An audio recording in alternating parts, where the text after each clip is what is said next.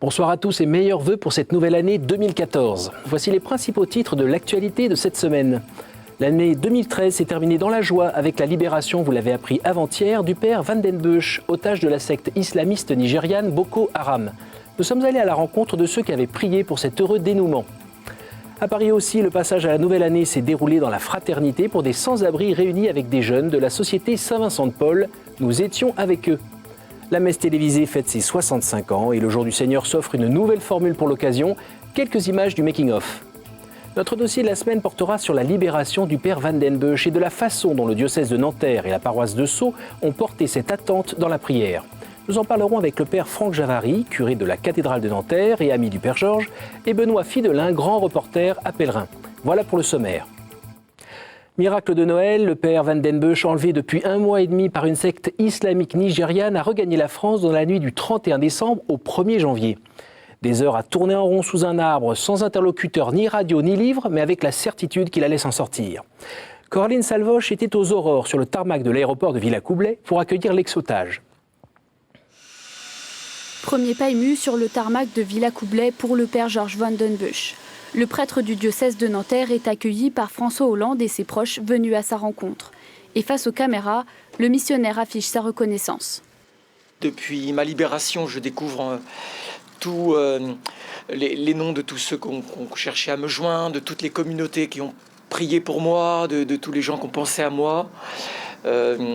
Ces jours m'ont paru terriblement longs. C'est Georges qui nous revient, mais c'est un prêtre, c'est un homme de paix, c'est un homme de réconciliation. Et c'est pour cela qu'il était parti au Cameroun. Sa mission est brutalement interrompue, mais son cœur est toujours donné au Christ et aux hommes. Libéré mardi matin au Cameroun, le père Georges est arrivé en France pour commencer la nouvelle année. L'occasion pour François Hollande de faire une petite mise au point. Nous nous souviendrons longtemps de ce 1er janvier 2014. Et je l'ai dit au père Georges, comme je l'ai dit aux autorités religieuses, c'est vrai qu'elles ont des missions à accomplir dans des territoires qui sont extrêmement périlleux. Mais en même temps, il y a vraiment à prendre en compte ces dangers. Ça vaut pour les prêtres, mais ça vaut aussi pour des ressortissants qui peuvent à un moment se déplacer. Conscient que sa captivité a été relativement courte, le père Van den Bussche garde bon espoir pour les autres otages français. Ils sont encore 6 à être retenus dans le monde. Le père Van den Bussche a déjeuné hier avec son évêque Monseigneur d'Aucourt. Ce soir, à Sceaux, il participe à une veillée d'action de grâce et d'adoration à la paroisse Saint-Jean-Baptiste qui fête sa libération. Le 31 au soir, déjà, ses paroissiens réveillonnés à l'église. François-Xavier Mathieu était parmi eux. Je l'ai appris ce matin, donc à 11h, les cloches ont sonné à toute volée. Et donc depuis 11h, je suis très très heureuse. J'ai l'impression d'avoir un énorme poids en moins sur les épaules et je me réjouis beaucoup. On avait un peu peur, il y avait pas mal de silence dernièrement sur comment il allait, on avait du mal à localiser, etc. Donc c'est une grande joie d'apprendre qu'il a été libéré et que ça y est, il va rentrer en France. Dans notre prière, bien sûr, on souhaitait sa libération, mais on souhaitait, moi, quand je priais, j'espérais surtout qu'il arrive à vivre ce qui lui était imposé de vivre et qu'il arrive à le vivre en cohérence avec les choix qu'il avait fait dans sa vie et en étant aussi un témoin de sa foi et aussi que ça lui permette aussi encore de faire grandir sa foi et de la rendre plus pure. Le père Georges sera aussi présent à la messe de l'Épiphanie présidée par son évêque dans la cathédrale de Nanterre dimanche prochain à 11h. Une messe animée par le service diocésain de la mission universelle en présence des prêtres, religieux et religieuses étrangers en mission sur le 92. Tout un symbole puisque le père Georges était lui aussi prêtre fidei donum. Vous l'avez vu sur notre antenne ces derniers jours, la 36e rencontre européenne de Thésée a pris fin hier à Strasbourg après 4 jours de rassemblements et de prières. 30 000 jeunes Européens se sont retrouvés pour le passage à la nouvelle année sous le regard bienveillant du Christ. Sur place, Charles-François Brojon a participé à cette fin d'année qui a pris une teinte particulière dans l'église Saint-Pierre-le-Vieux.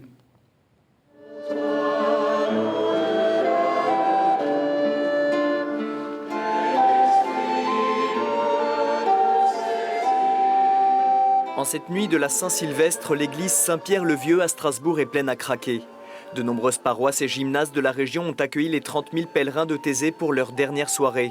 Ils se sont rassemblés pour prier pour la paix et se sont unis à la méditation du soir de frère Aloïs, prieur de Thésée. Si nous cherchons une réconciliation entre chrétiens, c'est pour qu'elle soit un signe d'évangile et qu'elle puisse être un ferment de rapprochement entre les hommes et entre les peuples. Moi, je suis venue à cette rencontre pour prier pour le Nouvel An, pour la paix, avec l'envie de commencer une année où je puisse me comporter du mieux que je peux, en suivant le Christ du mieux que je peux. Pour moi, c'est ça que j'ai envie de faire cette année, d'apporter la paix de cette façon. Symbole de cette paix, l'église Saint-Pierre-le-Vieux, en fait composée de deux églises juxtaposées, l'une catholique et l'autre protestante, séparées seulement par une porte rouverte l'an dernier, alors qu'elle était fermée depuis 300 ans.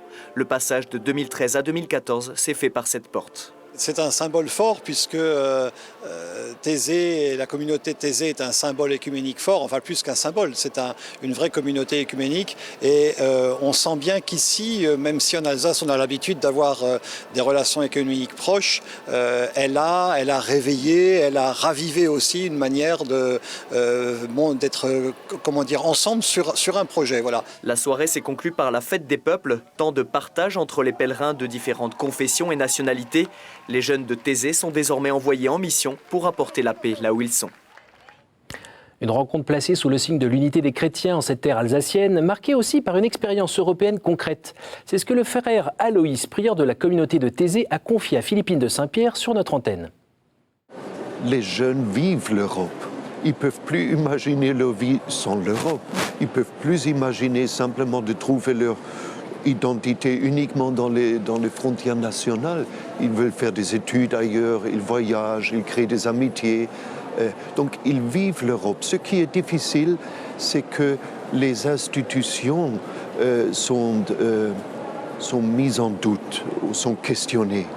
Et les jeunes ont de la peine à comprendre qu'il faut aussi les institutions pour créer l'Europe. Mais les institutions ne peuvent pas être efficaces sans qu'il y ait des rencontres de personne à personne. Et c'est ça que les jeunes vivent. Sur ce niveau-là, ils vivent l'Europe. Alors, il est très important que les deux niveaux se rejoignent, les institutions et cette vie de l'Europe qui avance. Alors si à Strasbourg, le réveillon a été très spirituel, au même moment, à Paris, on a fêté la Saint-Sylvestre entre personnes plus habituées à l'indifférence qu'à réveillonner ensemble. Parmi les nombreuses initiatives de ce genre, en France, nous avons choisi de vous parler de celle de ces jeunes de la Société Saint-Vincent-de-Paul qui ont organisé une soirée dans une paroisse de la capitale. Y aurait-il plus de joie à passer le réveillon avec des pauvres qu'avec ses amis ? François-Xavier Mathieu leur a posé la question.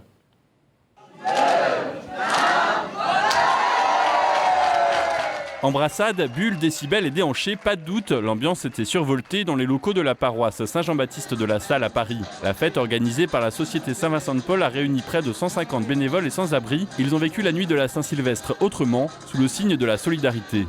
On a invité toutes les personnes qu'on rencontre régulièrement pendant les maraudes et pour moi c'est une évidence de passer un moment festif avec eux au moment des fêtes.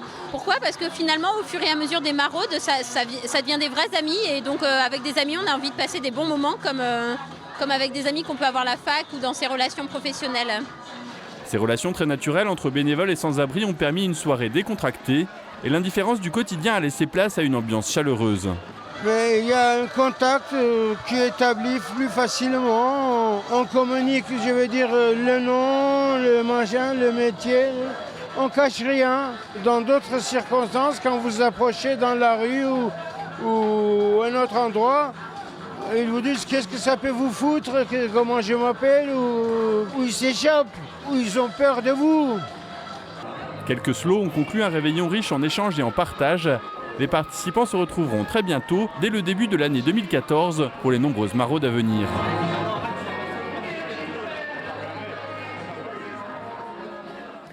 Alors, durant cette trêve des confiseurs, sans doute avez-vous raté cette nouvelle venue d'Espagne, un projet de loi qui voudrait restreindre l'avortement dans ce pays qu'il a pourtant légalisé en 2010 sous l'impulsion du gouvernement socialiste de Zapatero. La droite au pouvoir souhaite aujourd'hui limiter l'avortement en cas de viol déclaré à la police. L'avortement eugénique, celui qui supprime plus de 90% des enfants trisomiques, serait lui aussi interdit.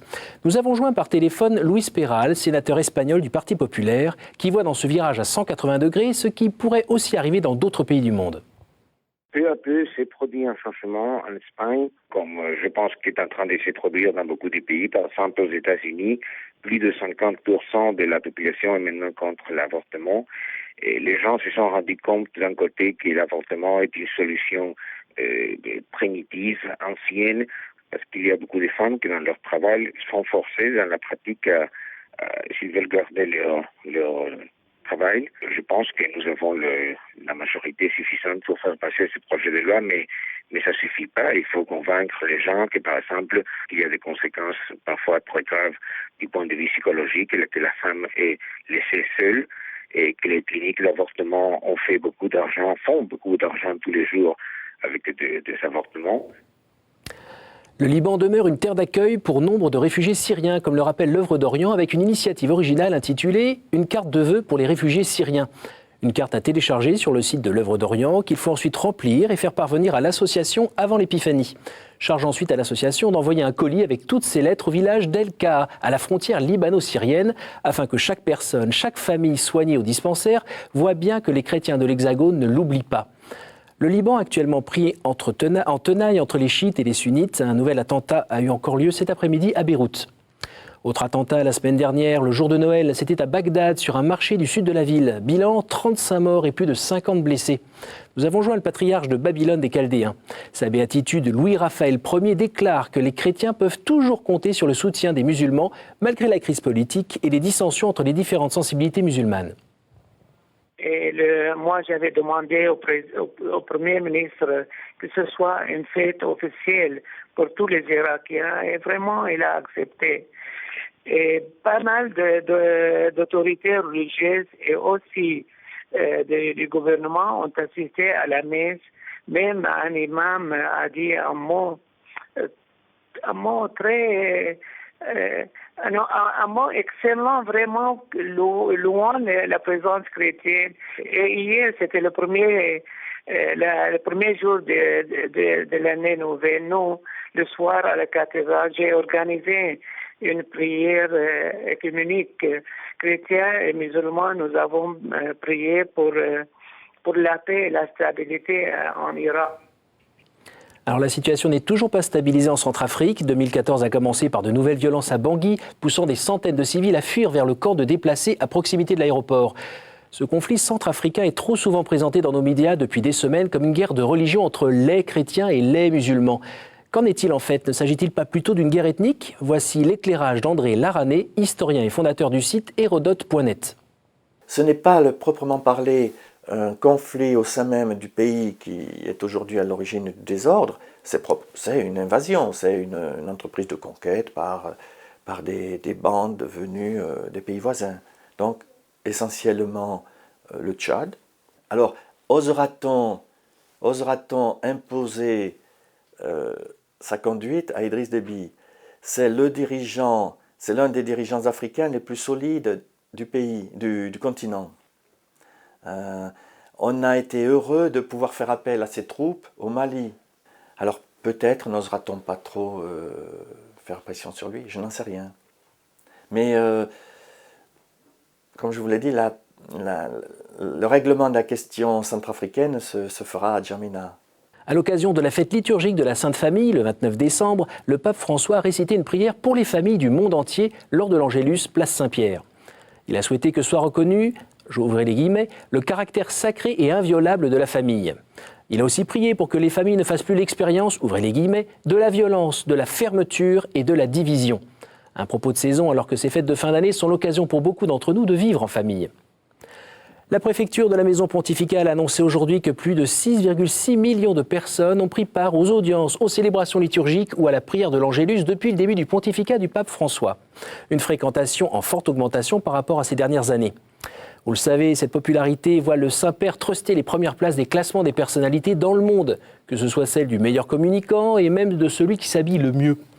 Dimanche dernier, le Parisien Aujourd'hui en France a publié un sondage où le pape François récoltait 94% de bonnes opinions auprès des catholiques, 88% auprès des croyants issus d'autres religions et même 75% auprès des athées. Et ce, au-delà des clivages liés à l'âge ou à la sensibilité politique. Tout en sachant la valeur relative d'un tel sondage, nous sommes allés chercher la réaction du père Grosjean, prêtre du diocèse de Versailles, blogueur très présent sur les réseaux sociaux où, avec d'autres chrétiens, il est aux avant-postes de l'évangélisation sur la toile. Les gens pressentent que ce pape est un homme libre, d'abord, profondément libre. C'est assez rare dans les grands dirigeants de ce monde d'avoir des figures comme ça qui ont une parole libre, une parole pleine de sagesse, de liberté et aussi de bonté. Et au fond, les gens ont besoin de ça aujourd'hui. Les gens ont besoin, se cherchent un peu des figures, des repères, des exemples dont émane cette bonté qui rassure, qui met en confiance et en même temps qui propose aussi un chemin de progrès, un chemin pour faire grandir l'homme, un chemin de bonheur, mais d'un bonheur vrai. Le Jour du Seigneur, la plus vieille émission de télévision, s'offre une nouvelle formule. Pas de retraite annoncée donc pour la messe télévisée qui fête ses 65 ans ce dimanche, mais une mise en beauté que tout le monde pourra apprécier dès le 12 janvier. Voici quelques images en avant-première que vous pouvez voir dans ce reportage de Marine Wolf. Vous reconnaîtrez avec plaisir David Milia qui a présenté cette émission. Bon anniversaire à nos confrères. Bienvenue dans votre nouvelle émission du Jour du Seigneur. Nouveau décor, nouvel habillage et nouvelle rubrique. Le Jour du Seigneur change de look. Désormais, le plateau est composé de 3 espaces pour être plus en proximité avec les invités et avec les téléspectateurs. L'objectif est clair, conquérir de nouveaux publics. À travers nos nouvelles propositions, plus pédagogiques, un peu novatrices, avec un ton nouveau, avec la possibilité de davantage de débats, nous pouvons espérer rejoindre davantage de personnes et transmettre ainsi le message de l'Évangile. Un message toujours au cœur de l'émission depuis la première messe télévisée à Noël 1948. Sa formule est revisitée, mais sa finalité reste inchangée, accompagner ceux qui sont seuls et loin de leurs églises dans la joie de croire. De pape en pape, le style du pape François est différent de celui du pape Benoît. Pourtant, dans le fond, je sens bien la même foi qui les anime. Notre émission est pareille, il y a des enjeux nouveaux. Comme dit l'adage, non nova, c'est de nover. Pas de choses nouvelles, mais de manière nouvelle, des choses qui sont fondamentales et importantes. Cette force de foi de l'Église et cette force de vie. Ce rendez-vous dominical a toujours réussi jusqu'à aujourd'hui à se maintenir à une heure de grande écoute sur une chaîne publique, malgré plusieurs tentatives d'écartement des émissions ou de changement d'heure de diffusion. Si l'audience s'est redressée au cours des derniers mois, cette formule devrait apporter une nouvelle dynamique à ce rendez-vous hebdomadaire. En bref, le premier de l'an a fourni son nouveau lot de médaillés de la Légion d'honneur. Parmi les nouveaux officiers, on retrouve le père Dumortier, sœur Geneviève Medviel et Christine Pedotti. Je vous le disais en ouverture de ce journal, dans un instant, nous allons retrouver nos invités pour parler de la libération du père Van den Busch. Juste avant, je vous invite à jeter un œil sur les couvertures de vos hebdomadaires chrétiens.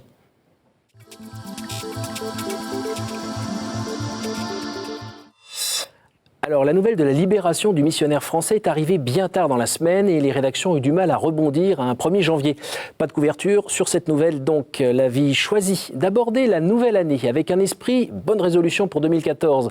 En couverture, quelques cailloux alignés semblent indiquer que les choses se feront petit à petit, comme le fait de simplifier sa vie en consommant différemment.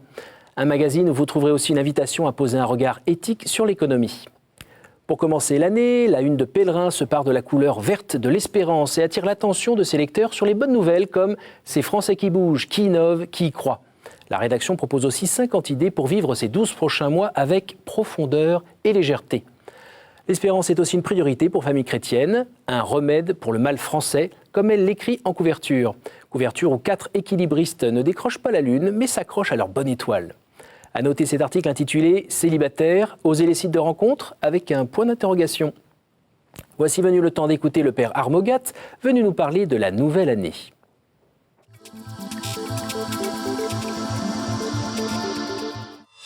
En ce début d'année, des dizaines de fois par jour, nous souhaitons bonne année. Et je voudrais réfléchir sur ce que cela peut signifier. Est-ce que nous souhaitons vraiment que l'année soit bonne pour la concierge, le chauffeur de taxi, la boulangère, la caissière, les personnes que nous rencontrons dans la rue? Et qu'est-ce que nous savons d'elles pour comprendre ce que peut signifier une bonne année? Et qu'est-ce que les gens savent de moi pour me souhaiter une bonne année? De surcroît, lorsque l'année 2014 commence par plein d'augmentations, sauf le quotient familial qui diminue, est-ce que l'on peut vraiment parler d'une bonne année sans une certaine hypocrisie?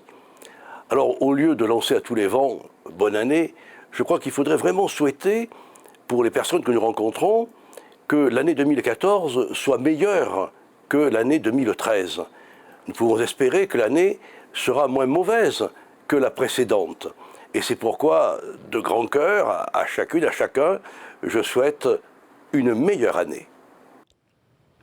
Merci Père, et meilleure année donc. Voici venu le temps d'ouvrir notre dossier de la semaine.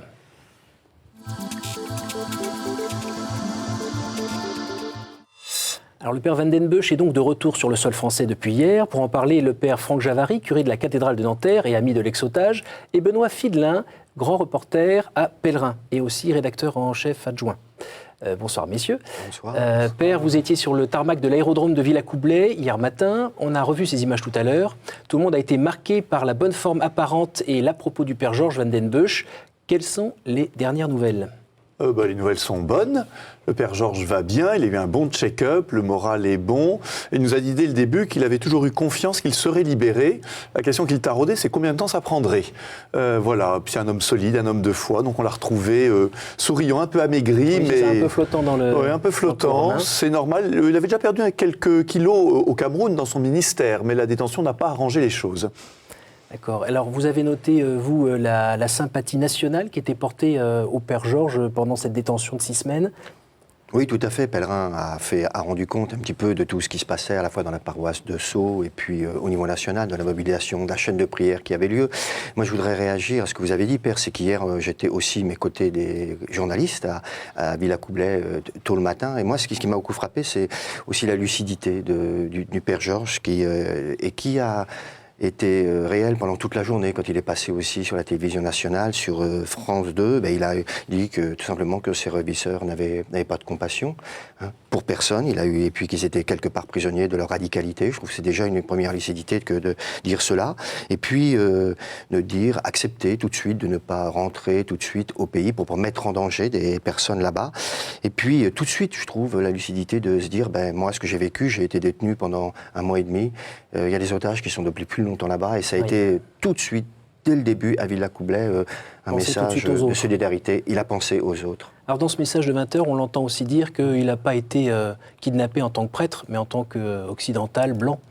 Oui, on se posait beaucoup de questions, mais les ravisseurs ont mis longtemps à comprendre qu'il était prêtre et ça n'a pas généré, je dirais, des réactions particulières. Donc ça montre aussi qu'il faut être très prudent dans les analyses. Il y a aussi beaucoup de banditisme, de terrorisme. J'ai l'impression que dans cette affaire, la religion est moins présente qu'on a voulu le dire. Vous avez été touché par ce qu'a dit Monseigneur Daucourt ? Oui, tout à fait. J'étais très touché ce qu'il a dit hier sur le tarmac de l'aéroport, ce qu'il a dit aussi à Pèlerin dans un numéro qui sortira la semaine prochaine. Et puis moi, ce qui m'a marqué aussi sur quelque chose sur lequel il a vraiment donné un écho, c'est cette mobilisation qui a été plus loin que le monde catholique, que le monde chrétien. Lui-même a dit, tout au long de ces 7 semaines, même ceux qui ne sont pas croyants ou loin de l'Église ont manifesté leur amitié. Et le Père évêque a aussi dit, ce type d'événement révèle ce qu'il y a de meilleur en nous. Quels que soient nos croyances, cela démontre l'humanité qui réside en tout homme. Alors ça a été une première chose. Et puis la deuxième chose, je trouve qu'on dit toujours que les communautés chrétiennes sont vieillissantes et moribondes. Elles ont quand même fait la preuve, capacité de mobilisation, de chaîne par la prière, d'investissement des réseaux sociaux. Moi, je trouve que c'est une belle preuve de vitalité au nom, finalement, de la défense de quelqu'un qui était l'un des leurs. Alors, on voit bien, ça a touché la communauté, d'ailleurs, nationale, on peut aller jusque-là. Ça a dû toucher aussi les prêtres, dans leur identité de prêtre, le presbytérium. Comment ça s'est passé ? Parce que ça, on en a moins parlé. Oui, on en parle beaucoup entre nous, on continue d'en parler. On est touché d'abord parce que... D'abord, on est soulagé maintenant, mais je crois qu'auparavant, on s'est senti très concerné parce que cette mission portée au loin, mais aussi celle qu'on vit ici, pas avec les mêmes dangers. Bien sûr, ici, il n'y a pas vraiment de danger, mais on a trouvé que le Père Georges donnait finalement une image juste, chacun à sa manière, mais une image juste de ce que ça veut dire que d'être prêtre. Voilà. Et puis, on est confrères. Le presbytérium, c'est un mot un peu théologique, mais la réalité, elle est très simple, c'est qu'on porte ensemble la même mission et qu'on est solidaires, frères, vraiment frères aussi dans le sacerdoce, dans l'Église, mais il y a quelque chose de particulier entre prêtres. Qu'est-ce qu'apporte ce temps d'épreuve justement, alors j'ai envie de dire pour les prêtres et même pour tous les fidèles qui étaient là le jeudi à se retrouver dans la paroisse de Sceaux notamment ? Je trouve que ça touche à l'espérance, voilà. Puis aussi la question de la prière. J'ai eu des témoignages intéressants de gens qui disent, mais finalement, on a redécouvert aussi que la prière fidèle, ça a du sens. Alors bien sûr, Dieu n'agit pas sans les hommes. Et on a bien vu aussi qu'il y avait des choses où, voilà, quand le cœur de l'homme se ferme, Dieu reste, j'ai envie de dire, à l'extérieur. Et en même temps, je suis convaincu que le Père Georges lui-même s'est senti soutenu. Il l'a dit d'ailleurs. Il a dit qu'il était certain de ce filet de prière et que ça l'avait beaucoup porté. Lui, il l'a ressenti. Et qu'est-ce que vous retenez de ces dernières heures, justement ?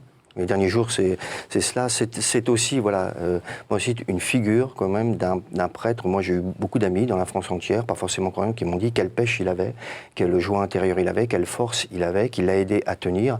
C'est aussi la découverte par un grand nombre de gens à travers la libération, la lucidité, l'épreuve vécue par quelqu'un comme ça, finalement, que la foi est une énergie extraordinaire. Oui, parce que c'est impressionnant quand on le voit comme ça. On n'a pas l'impression d'avoir quelqu'un de cassé, de brisé comme on imagine tous l'être après ce temps. C'est aussi un grand sportif sûrement dont finalement sa forme physique l'a aidé aussi à tenir, à garder sa lucidité. Oui.